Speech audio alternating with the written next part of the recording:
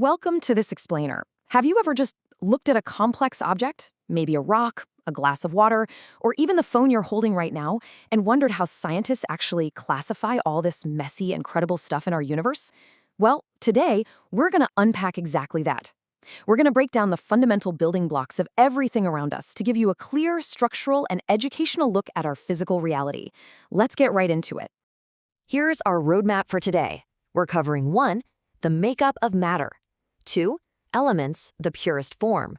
3, compounds, the chemical combos. 4, mixtures, the casual blends. And 5, comparing matter's forms. Section 1, the makeup of matter. All right, let's establish our baseline. According to our source material, this is basically the golden rule of chemistry. Absolutely every single piece of matter in the world falls into one of 3 distinct categories. You've got elements, compounds, and mixtures. By understanding these 3 specific buckets, you can classify literally anything you can touch, see, or breathe. Section 2, elements, the purest form. Let's zoom all the way into the unbreakable foundation of matter. Elements. The absolute crucial point here is that elements are the ultimate building blocks.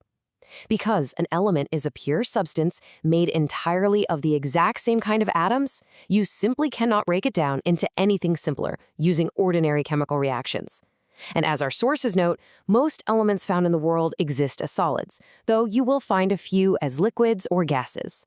This brilliantly illustrates what pure elements look like in the real world. We've got heavy industrial iron rods and conductive copper wire. These represent metals containing only one specific kind of atom. Iron atoms in the rods, copper atoms in the wire. There are absolutely no hidden ingredients here. It's just pure, unadulterated matter. Now, here's a fascinating twist. While we typically think of elements like copper or iron as completely natural things mined from the earth, that isn't always the case. Scientists can actually forge brand new artificial elements right in a lab. In fact, technetium holds the incredible title of being the very first element created by humans. It just goes to show that our understanding of matter isn't just about observation, it's about creation. Section 3, compounds, the chemical combos. All right, stepping up the complexity now. What happens when pure elements start combining? Well, when they react, they don't just sit next to each other. They form intense chemical bonds that are actually pretty tough to break. This creates a brand new pure substance called a compound. But here's the kicker. They must be combined in a strict, fixed ratio. It's a highly specific chemical recipe. Just look at how dramatically different these compounds look compared to the raw elements we saw a second ago. Iron chemically bonding with sulfur creates iron sulfide, which gives us this jagged metallic chunk. And copper, combining with chlorine, forms those brilliant, vibrant green copper chloride crystals. The actual act of chemically combining elements creates entirely new visual and physical characteristics. It's like a total transformation. Now, I mentioned that specific recipe. The defining rule of a compound is strict mathematical precision. The atoms have to combine in a highly specific, unchanging ratio by weight. Our source uses water as the perfect example. To make water, hydrogen and oxygen must always, and I mean always, be present in a fixed ratio of 1:8 by weight.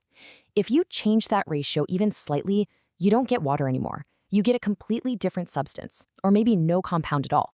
Section 4, mixtures, the casual blends. Finally, let's zoom out to the messy, everyday world where things aren't quite so mathematically precise. Unlike the strict rules of compounds, mixtures are impure and honestly pretty casual. You can throw different elements or compounds together in absolutely any ratio without them chemically binding. There are no strong chemical bonds tying them together. They're basically just sharing the same space. Think about it. Almost everything you interact with daily is a mixture. The air you breathe, the soil outside, milk, tap water, even a massive rock balanced in a forest composed of different minerals like granite, mica, and limestone. That's a mixture. And yeah, even those delicious chunks of chocolate are just a complex mixture of ingredients blended together, not chemically bonded. Now, our sources point out that mixtures generally come in 2 distinct flavors. First, you've got homogeneous mixtures. Think of salt fully dissolved in a glass of water. The concentration is completely uniform throughout.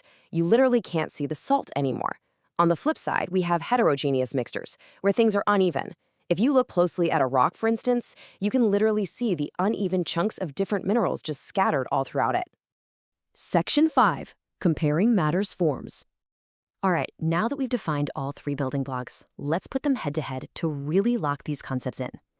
The most striking difference in how these forms of matter are created is the math behind them. Compounds demand exact chemical recipes, that fixed ratio by weight. Mixtures, however, are totally loose.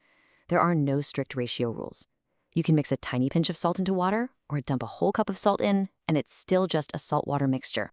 But what happens if you want to reverse the process and tear them apart? Well, because compounds are held together by those tough chemical bones, you have to use heavy-duty chemical reactions to break the constituent elements apart. You definitely can't just pull water apart with your bare hands. But mixtures, since they aren't chemically bound, their components can often be separated by really simple physical methods, like boiling or filtering. And honestly, this next point might be the most fascinating part of the whole shebang.